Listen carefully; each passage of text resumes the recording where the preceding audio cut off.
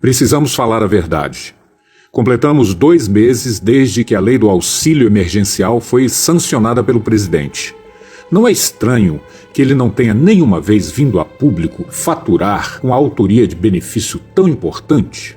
Talvez porque 2 meses depois, cerca de 40% dos cadastrados não recebeu sequer a primeira parcela. E para a maioria dos outros 60%, o que era para ser um benefício virou um calvário. Por que foi tão doloroso e, em alguns casos, impossível receber o auxílio emergencial? Motivo 1, o governo não queria dar o auxílio. Motivo 2, sendo obrigado a dar, não sabia como. O governo não sabia a quem dar o auxílio. Sem saber quem era o público necessitado, o governo improvisou.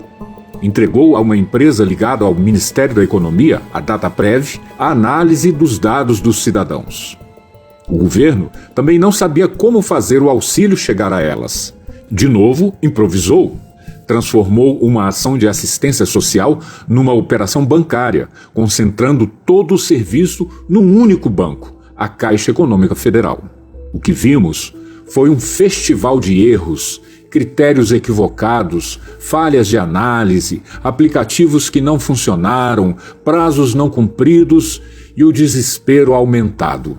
O que era para ajudar aqueles que perderam renda para que pudessem ficar em isolamento acabou produzindo o efeito contrário. O planejamento mal feito, a falta de informação e a demora na liberação do dinheiro obrigou que as pessoas rompessem o isolamento, aglomerassem em filas nas agências bancárias, passando por grande sofrimento e estresse.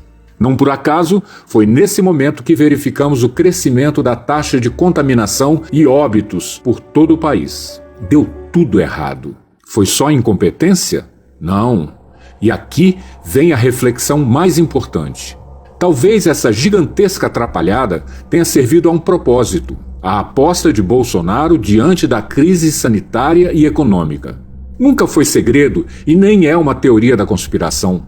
Bolsonaro nunca escondeu sua opinião sobre a pandemia. Quando muito acometido de uma gripezinha ou resfriadinho, como bem disse aquele conhecido médico daquela conhecida televisão. Nunca respeitou as medidas de isolamento, não mostrou nenhuma empatia com milhares de doentes mortos e suas famílias, fez o que pôde para tirar o foco das ações do seu próprio governo, demitindo 2 ministros da saúde e fazendo campanha pelo uso de um medicamento condenado pela ciência. Bolsonaro nunca quis gastar dinheiro com o auxílio. Ele foi obrigado pelo Congresso a pagar o auxílio. Repito, foram os deputados e senadores que obrigaram Bolsonaro a pagar o auxílio emergencial. A proposta dele sempre foi de manter o funcionamento normal da economia e assim não precisaria pagar ajuda a ninguém. E em consequência, o vírus se espalharia rapidamente, haveria uma contaminação de grande parte da população que só mataria idosos e debilitados. E assim seria criada a imunidade de manada. Essa era a aposta de Bolsonaro. E é isso que se chama de eugenia, a mesma teoria defendida por Hitler para criar uma raça superior, mais forte e saudável, que custou a vida de milhões durante a Segunda Guerra.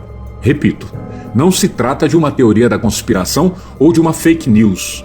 Foi um plano de governo divulgado à exaustão pela mídia e pelo próprio presidente nas suas redes sociais, que só não foi executado em plenitude porque a sociedade reagiu e conseguiu impedir, em parte, que ele tivesse sucesso nesse plano macabro. Mas o estrago está feito e o preço é alto. Com mais de 500 mil de contaminados, o Brasil já sepultou mais de 30 mil cidadãos e a população segue apavorada e angustiada, com medo da doença e da miséria. Somos o 2º país do mundo em casos e óbitos.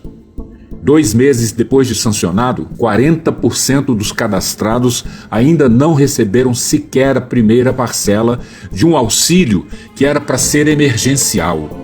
Enquanto isso, o chefe do executivo segue criando confusão, resumindo sua falta de responsabilidade criminosa numa curta expressão. E daí?